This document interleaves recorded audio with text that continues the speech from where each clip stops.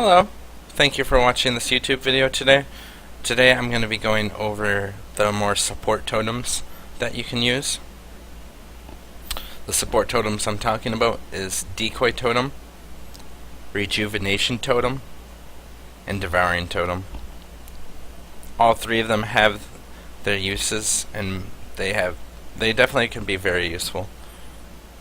And one thing to keep in mind, I know I didn't say that in the Shockwave Totem video, but most of the quality on totems increases their health, the amount of health it takes to kill a totem. So the quality on a lot of these totems is really, really useful. It makes them last a lot longer, and the longer they last, the more effective they really are. So this character already has a leveled Rejuvenation Totem, so we'll just put that out. Without Rejuvenation Totem, my health regen is at 261.4. When I put it down, it increases it by a lot, almost by 200 actually. Well, not quite, 130.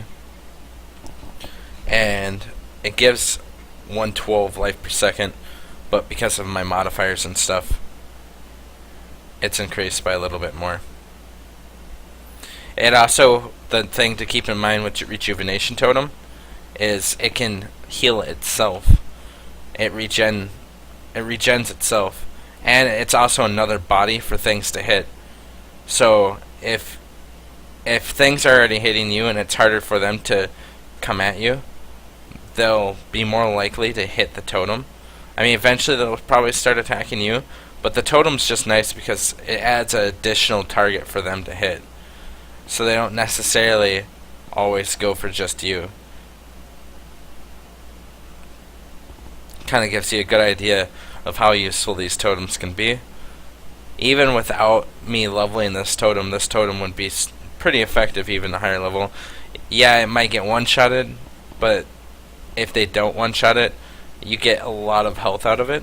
And there's been a couple situations where Rejuvenation Totem is just big. Even though its cast time isn't exactly the shortest, it's still, like, it doesn't cost a lot of mana, and it's really quick to cast and put it up.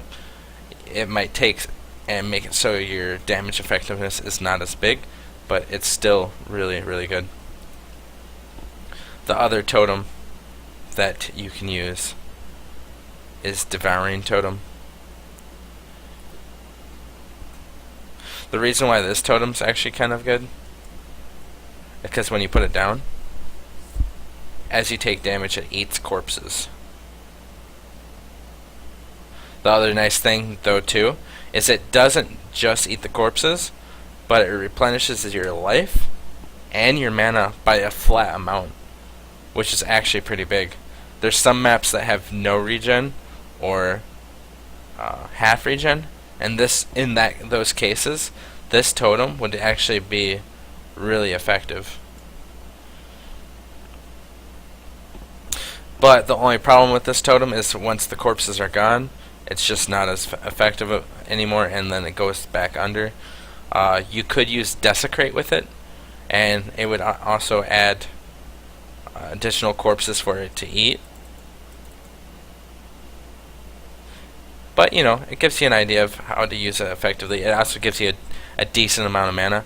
And the reason why the Devour is really nice, where it eats the corpses, is because there's, like, for the lockboxes, for instance, lockboxes use Detonate Dead, right?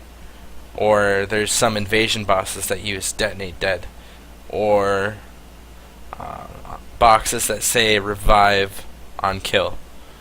There's a bunch of different instances where that's super useful. There's also the unique crypt map. The unique crypt map, the last boss, resurrects every monster on the screen.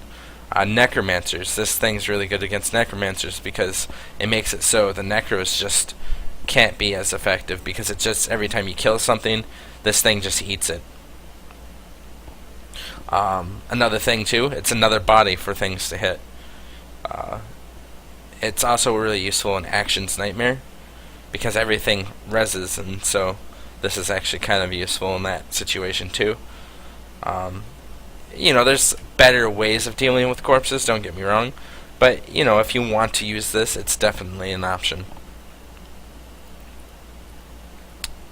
And then the last one to show you, as far as the support totems go, is Decoy Totem. Decoy Totem, it doesn't give you support necessarily, but it does distract monsters and make them attack it. And as you level it, it becomes more and more effective. And as you can see, the monsters actually do get pulled towards it. So there are definitely some cases where this totem's like crazy effective because you're pulling them away from your character and making them go towards the totem. And getting a quality version of a decoy totem is actually really good because then it just has a lot more health. So it gives you an idea of how to make these totems more useful, how to use these as support. Because now with those monsters away from me, I have free reign over just attacking them from a range. So if you're a ranged character that's kind of a little more squishy, you could lead off by using this decoy totem, and monsters will come at the decoy totem rather than you.